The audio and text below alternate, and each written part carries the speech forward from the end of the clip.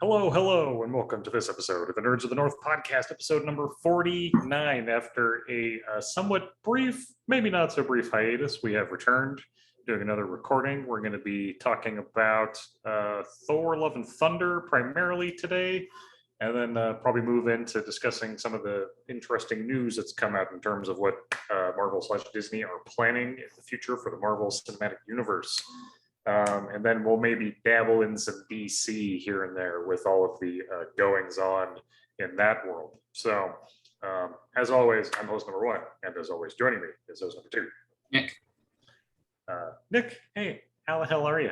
How you doing, brother? I'm okay, doing all right. Doing all right. Like to hear it. Yeah, just got back from Coeur d'Alene last weekend, so super fun. Yep.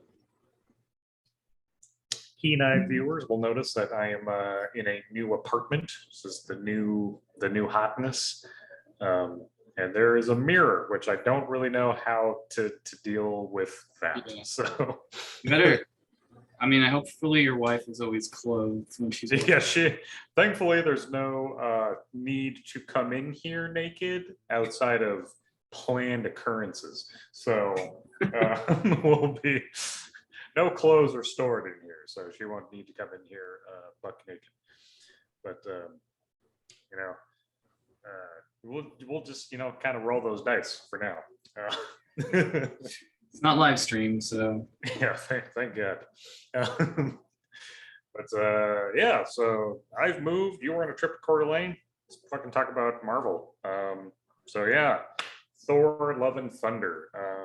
It's no longer the new hotness, and I don't know if anyone was as excited about this movie after seeing it as some would have maybe hoped for. So what were your impressions, sir? I liked it. I thought it was good. I had no huge issues with it. I think it could have been, the plot was very generic, and I do think some of the humor undercut some of the threats that were posed by the enemy, played by Christian Bale, Gore. Forgive me, it's Gore, been a month I think since this movie came out. So yeah, and I saw it, I think it was a week and a half ago. Oh really? So it's more fresh for you. It's a little more fresh for me, but I thought it was cute. Like, I enjoyed it. I like the ending of it a lot. I thought it was really colorful. I really like that about it. So I thought it was fun. Like, people need to pull whatever is up their butt out of their butt and just like have a good time. Like, why is everyone so freaking critical all the time? Just enjoy yourself, darn it. Yeah, like I definitely see like some of the issues people had with the movie, and I would kind of agree. Like, I think some of the humor in this movie kind of comes off a little heavy-handed. For the subject matter. Like there's a lot of like fucking about that like Valkyrie does with Thor and vice versa that seems so wildly out of place. But that being said, I think it's like people have been saying that this is now the worst Marvel movie. Like, really? Yeah. Because everyone shits all over Thor: The Dark World. Like that generally, at least from my understanding of things, people consider that the worst Thor movie, or just like the worst Marvel movie in general. I did rewatch The Dark World somewhat recently. I've just been kind of going through and watching the MCU from start to finish, phase by phase. And I just finished Endgame today, actually. But in rewatching The Dark World, I don't know why people diss on that movie so hard. Like, and I was one of them. Like, I was definitely a person who was like, oh yeah, God, the movie is so terrible. Going back and watching it, I'm like, this movie is not bad. It's not amazing.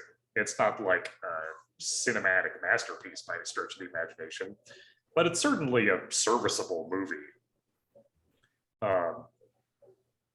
But I do ultimately think that Thor: Love and Thunder maybe does deserve its place underneath the Dark World.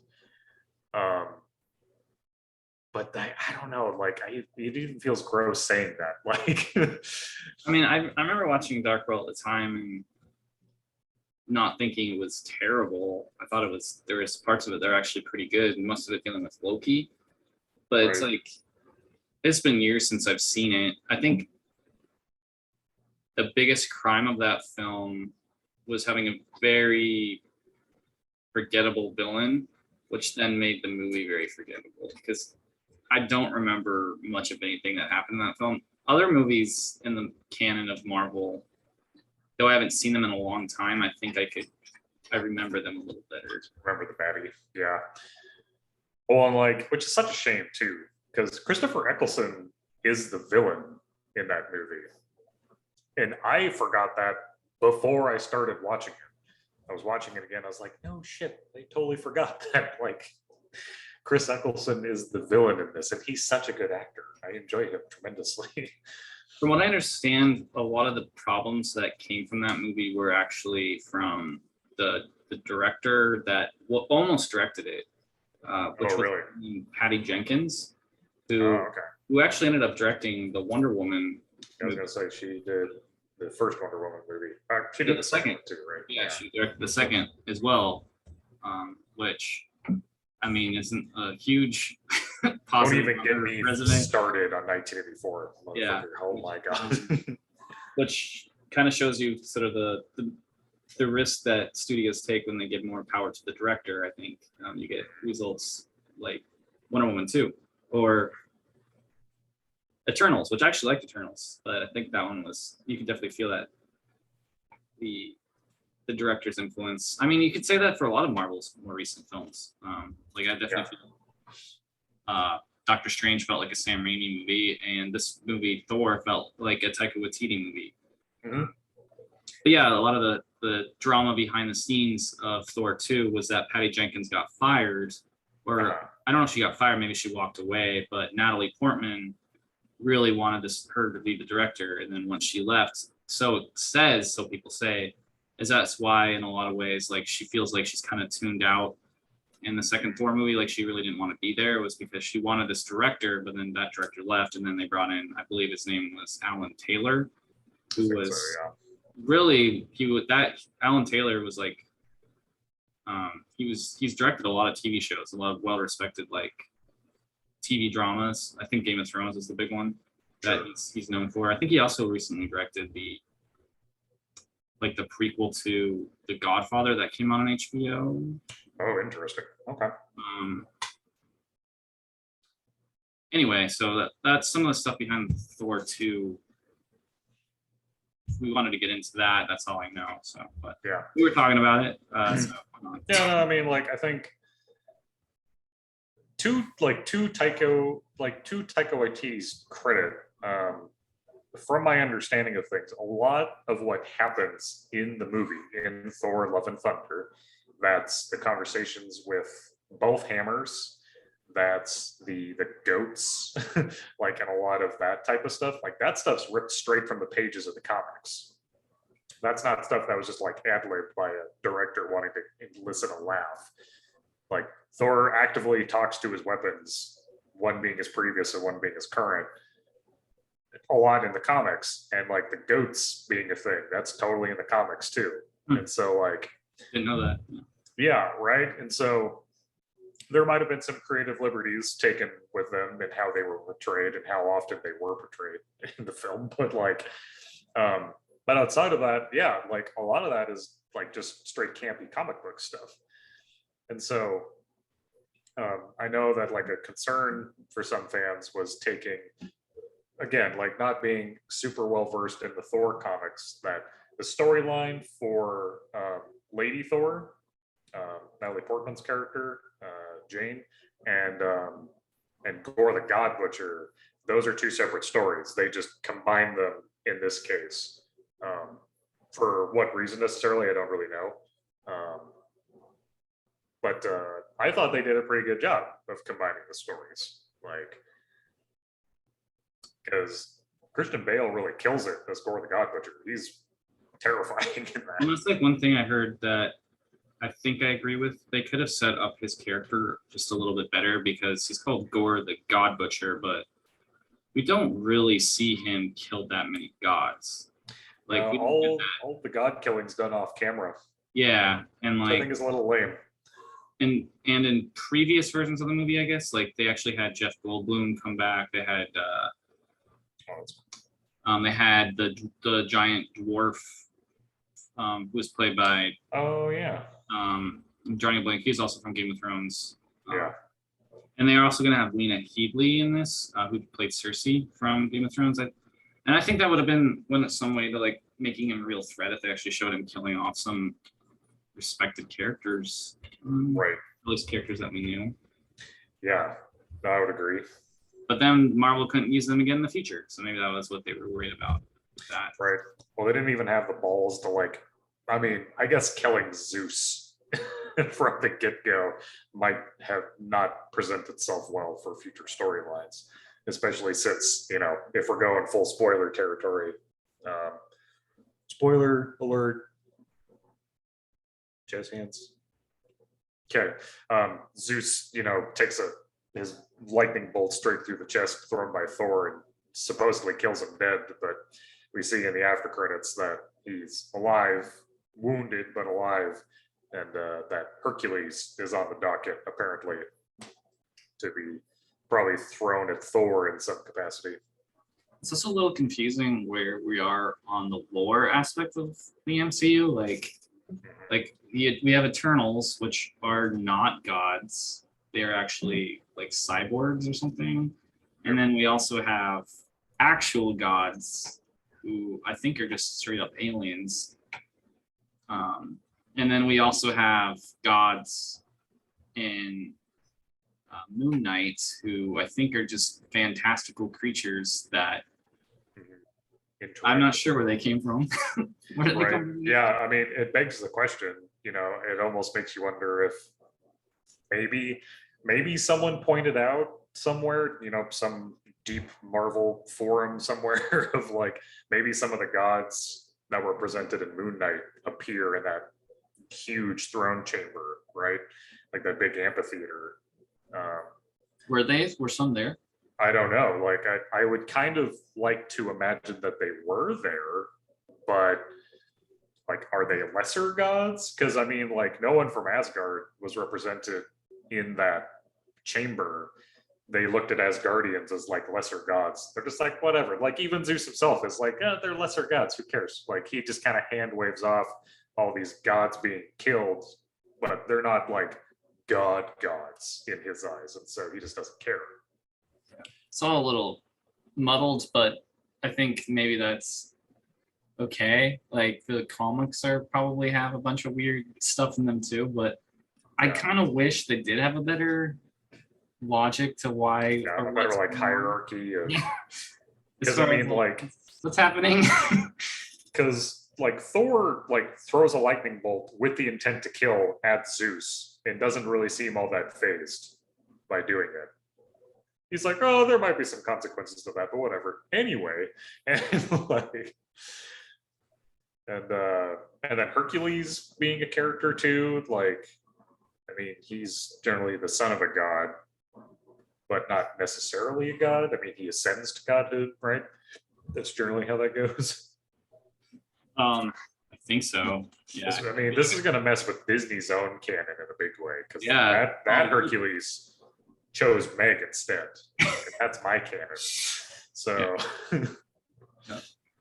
But no, I think the screaming goats were way fucking overplayed in this movie. I will say that, ripped from the comics or not, they interrupted some moments that I think should have been left a little bit more serious rather than just like in the background. A little overdone. Yeah, I think like Valkyrie, like Thor is having telepathic communication with a group of children who are being held in a cage by a person named Gore the God Butcher. And Valkyrie's like tickling his nose and shit to like elicit a response from him or to mess with him. It's like, these are kidnapped children and you're messing about with him like he's on the phone. Give me a break. Like, what is this moment? Like, to me, that definitely struck me as kind of inappropriate for the moment, you know? Yeah, I think the movie needed to be longer. I think it more needed to be set up personally. I mean, I kind of felt like the plot was just very generic. Not actually that much happened. Like Yeah. it's like the kids got kidnapped. They go to try and get help from other gods. Then they decide to go alone, and then they lose and go back and win. This is very like not much really happens. Right. Yeah. And I think that's kind of the problem. Like, these movies, I think, suffer from a problem of scale in terms of it's kind of hard to come back down from half the universe being eliminated to just like other bad guys doing bad things.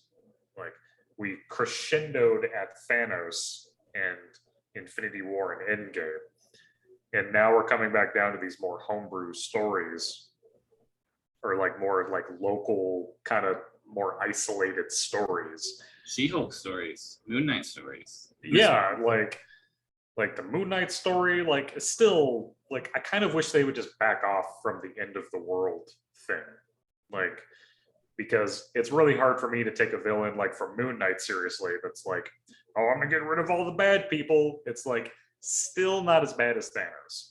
Like, and like you can make that comparison to pretty much every single villain coming down the road. Which Are you excited for She-Hulk? I would say yes. I think the TV shows have done a better job of being like of feeling more like the local story approach, like a personal story, like Ms. Marvel, for example. Again, like a world-ending threat, but ultimately like panned out to being something that I think was much more bite-sized and more personal to just the character of Kamala herself. Versus like Thor. Thor is a big character. He's got to have a big threat, an Avengers level threat, right? Like, and all the gods dying ultimately, like maybe there'd be some consequences to that, but it seemed like it's like, oh no, all the gods died. Well, Yeah, and that's like one thing. It's and from Thor, kind of like, well, why should I care about all the gods dying? Like, it's like not. I guess Thor I care about, but beyond that, like, it kind of seems like they're busying themselves, like meeting up once a year and fucking each other's brains out, and then going back to whatever planes of existence they came from to do what exactly? I don't know. Like, I did find it funny that the Celestials were like looking in through the window from the outside behind Zeus. Oh yeah, forgot about that. And which like I thought was a nice detail. But despite like some of my gripes with the movie, I did have a good time watching it. Like, I still enjoyed myself. I still think it was a solid movie. I like the aesthetic. I will say that this is not something I'm like super aware of, but from what I understand, Gore's daughter, her name is Love, right? Like that seems to be all right. Because I know the kid was played by Chris Hemsworth's actual daughter. Yeah, like she is named Love, thus Thor, Love, and Thunder. Oh, yeah. And I have some issues with that. I think that's just kind of dumb. like I get it. Like, it's kind of, I guess it's kind of cutesy, but ultimately I think that is a little silly. Like, out of a lot of silly things that happened in that movie, like a bunch of children wielding the power of Thor temporarily, strikes me as a little odd. Yeah, I'm trying to find this information on. Because, like, I know she has powers now. She is actually quite a powerful being. now, from my understanding of things, because in that she was reborn through through this entity from eternity, she now has powers that are like kind of associated in that way to eternity, which I think is cool, and I think that's fair. But for her name to be love, I think is like not so much on the nose as it is punching you in the nose. Like, A little too cute. yeah, like it's a little too much. Yeah, I mean, stuff like that. Like that's kind of technically TV for you. So. Yeah, and again, I do think that's something that's straight out of the comics, but that's something that could just as easily be replaced. Put a different name in there. Put a different name. Put a name that means love. You know, like from another language, from an alien language that like no one actually speaks in the real world. Like just do something like that. Like it's a little heavy-handed, I think. So yeah, I don't know. It doesn't bug me. I actually really, I mean, I know we've kind of drifted off here, but I did enjoy the movie. I liked it. So yeah, no, I think it's ultimately still a good movie. I like this movie more than Eternals. I'll say that. Like, I've actually kind of liked the movies more than TV shows for a while now, but hopefully that changes. really? Yeah, I mean, I didn't really like Moon Knight that much. I liked the first episode of it. I didn't really like Miss Marvel. I thought it was kind of dumb. Oh, I love Miss Marvel. Yeah, I don't know. Very forgettable. I think people will look back on some of the stuff and be like, not good. I think it's easy in the moment to think something's really good, but it kind of, I don't know. Anyway, do you want to move on to the next thing? Yeah, sure. I'm totally down. We got the next phase of films and stuff. So yeah, so I think Feige came out at one of these conferences, I'm forgetting which one it was, and basically said Phase 4 is done at the end of this year. The last movie of Phase 4 is going to be Black Panther. Yeah, which is definitely, I mean, that has a lot of people clamoring under, or is in terms of like what the rest of the MCU is going to look like. I mean, well, it's also would be the first phase of the MCU that then ended like a climactic like coming together of all the characters to fight a nemesis. Right. An Avengers movie essentially. So it's kind of a different way to do it, and I think Feige. Some have guessed that maybe since Phase 4 has sort of had like a lackluster response to it, that maybe he's just trying to be like, oh, we're going to rebrand this and go to Phase 5 now. Right. So, yeah, I mean, I have heard a lot of people talking about superhero fatigue. And I think the MCU in general is suffering from that a little bit.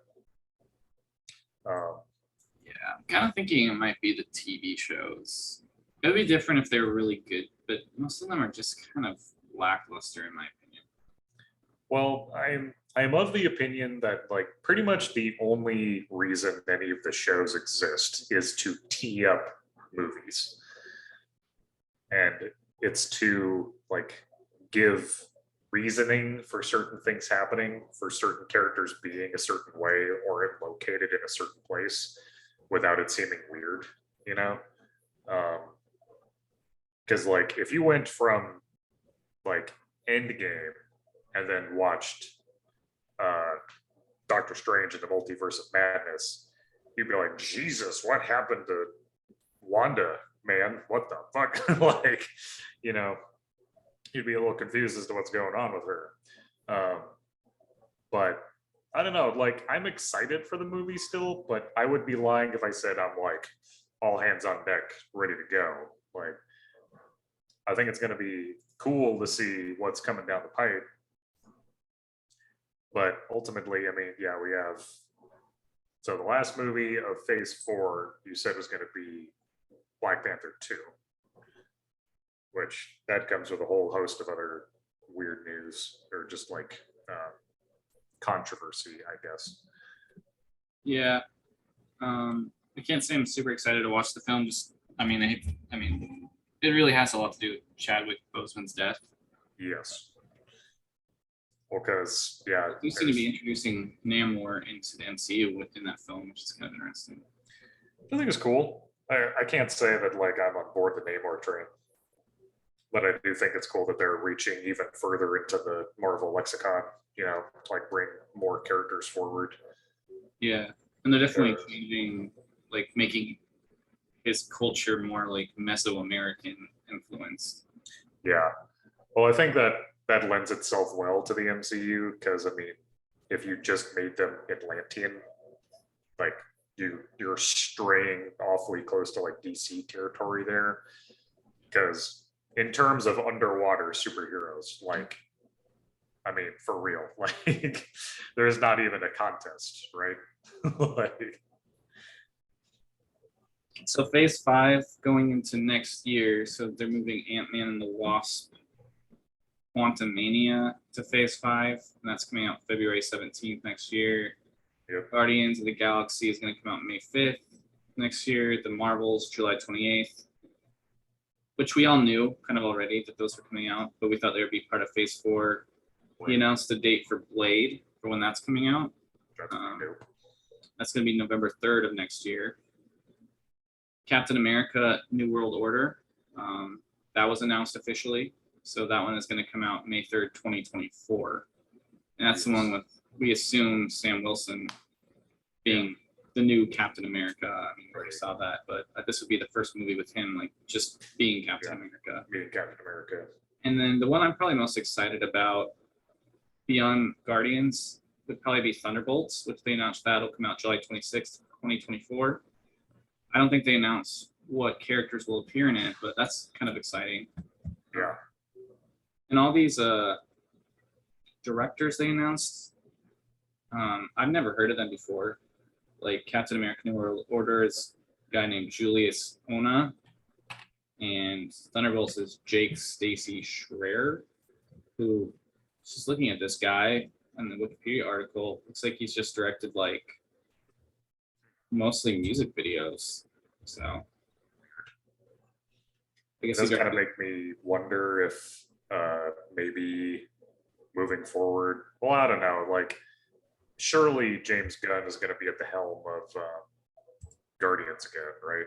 Like, well, that movie's basically filmed. That's in post-production now. I don't know where they are at with that franchise going forward, but I don't think James Gunn's going to be at the helm of it any longer. So Phase 6, so they did announce when Fantastic Four will be releasing, if you're curious. So that one's November 8th, 2024. And then Avengers, the Kang Dynasty will come out in May 2, 2025. And they announced actually a director for that, Destin Daniel Cretton, who directed Shang-Chi. Ooh, okay. And then the same year, later that year, they're coming out with another Avengers movie, Avengers Secret Wars. It's kind of wild that they are announcing 2 Avengers movies, not in the same. It's not the same year, is it? It is. Yeah. Right? Yep. Kang Dynasty and then Secret Wars. Yep. God, that just seems like so much Avengers in one year. I mean, like, yeah. See, this again, like superhero fatigue. Like, give us a breath to like enjoy what we've got, right? Like, yeah. Well, we haven't had an Avengers movie. I mean, when that comes out, I think it'll be what 2024, 2025, I think 2025. Yeah. So it'll have been like 6 years. Yeah, I know, but well, no, just between Kang Dynasty and Secret Wars, it seems like such a small gap. Well, I'm assuming it's going to be like Kang Wars is going to lead up to Secret Wars, so it's going to be like, oh man, what's going to happen? You know? Yeah, kind of a Infinity War Endgame situation. I guess I'd be remiss not to bring up the television series that are going to come out in Phase 5. Season 2 of What If is going to come out early 2023. Cool. Secret Invasion. Yep. I guess that's been labeled as the first Marvel crossover event on Disney Plus. Only for Disney Plus. That's coming out again early 2023. Echo's coming out. Echo. Mid 2023. Loki season 2, mid 2023. That's filming now. Ironheart, which I also believe is filming right now, late 2023. Agatha, Coven of Chaos, which I'm actually kind of looking forward to. That's TBA. But the big news is Daredevil Born Again. I don't know if you've heard of that, where they're bringing back Charlie Cox, right? That's his name, I think. Yep. Yeah, because he's 18 episodes. For 18 episodes. Mhm. Holy shit, that's awesome. Early 2024. I hope they use that as a platform to like bring more of the Netflix. I don't know if we're going to get any more of the Netflix heroes. Like Jessica Jones and company. Well, rumor has it that Jessica Jones will be in She-Hulk. Oh, see, okay. So we got Daredevil showing up in that. We got Jessica Jones showing up in that. And I hope they bring forward Luke Cage too. I don't give a shit about Iron Fist. I never liked that show. But well, you're not the only one that feels that way. I didn't watch it. I'm sure I wouldn't have liked it. Yeah, I just really didn't like that show at all. But what we didn't get any news on the X-Men, which is so the rumors were coming out about that is that there's something with like old contracts with like Fox that they had that they basically they had to keep the same actors until like 2024, 2025, which is why we haven't seen the X-Men movies. My kind of hope is since they're doing multiverse stuff, why not have like one Marvel movie where like essentially the X-Men universe, Fox's X-Men universe is ending. And like, wouldn't that be like a really cool movie? Like I would be kind of excited about that.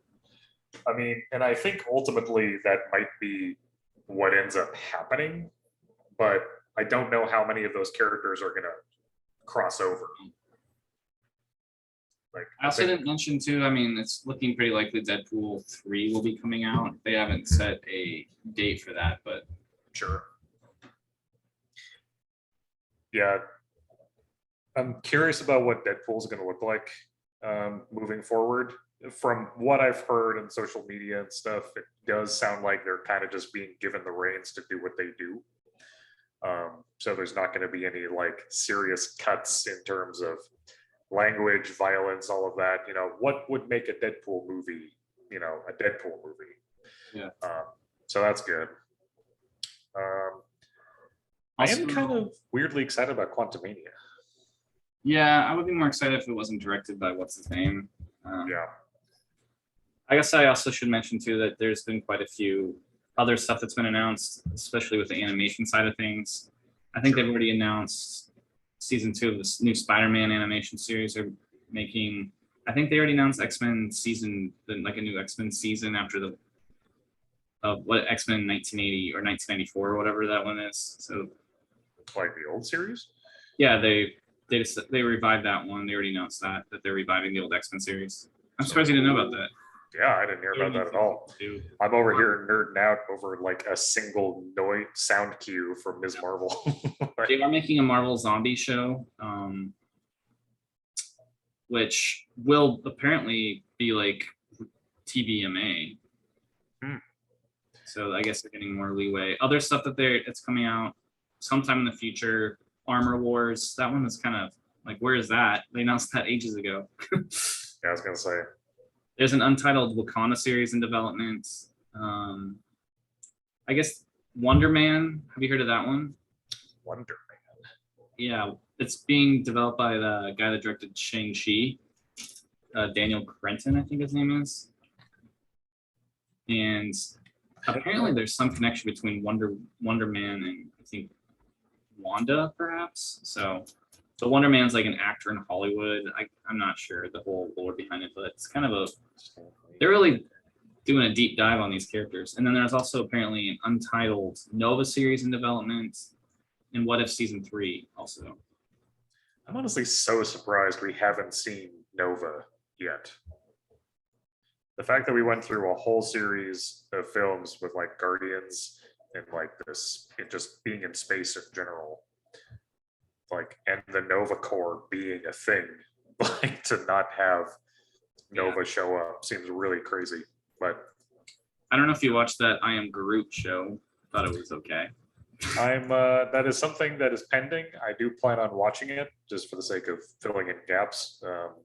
It's definitely not I'm required. not expecting to be wowed in any kind of way. I think it's probably going to be a little cutesy. But it's Baby Groot. It's there for cute value and probably nothing more. So Definitely don't get too excited. yeah. We're getting down to the wire here. So is there anything else that? Yeah, I can't. I mean, we can talk briefly, I guess, like the DC stuff. There's been a lot of movement there. Oh yeah, I don't know if we're gonna have a lot of time to really get into that. So Yeah, maybe next time when we talk, we can delve more into that because there might be some more developments. Because I mean, we got like the Batgirl movie being canceled or not canceled, essentially being completed, like you were telling me, and it's just not going to be aired anywhere, which is really bizarre. But Ezra Miller causing mayhem wherever he steps foot. he's like a agent of chaos, and he's wherever he goes. Honestly, they should just cast him as, evil Flash at this juncture, right? Like Reverse Flash. Yep. But yeah, no, I think we've done a good job covering our talking points. Any passing thoughts you have on what we've talked about today, sir? Man, nothing that I can really sum up with. I think I am feeling a little like dead air, Burnt out. a little burnt out on Marvel stuff. Like nothing that's happening. As enjoyable as Thor was, I can't say I'm like super excited to see where everything goes. Like in 2025, that's like 3 years away. Right. I know it's fun to wait and develop anticipation, but at the same time, like in 3 years, I'm gonna be freaking. I could be 37. Like that's a whole Right. a whole like lifetime away from me. Who knows if I'll even be alive? Like we don't know. Like who knows? So it's you never know, right? Like you don't know. It's Yeah. 3 years. Like so. Yeah. No, I think I would agree. I would agree that I just think they announced this stuff so far in advance that am I serious? Do they really expect me to be on the hype train for the next Avengers movie for 3 years? That's not going to happen. I'm going to have a lot of other things that happen in my life between that time. But at any rate, yeah, I think I'm excited for the movies, but yeah, I think they're doing a lot. I've heard a lot of conversation about this on the internet in general, just like Marvel Disney is just doing a lot right now. And maybe they need to scale back a little bit for people to give a shit anymore. But I mean, COVID happened, so. Yeah. So at any rate, we're down the list in a minute. So I want to thank you all for joining us today on this episode of the Nerds of the North podcast. Thank you for joining us. And hopefully we won't have as long of a hiatus between this episode and the next one. Take it easy, everybody. Smell you later. Smell you later, Gary.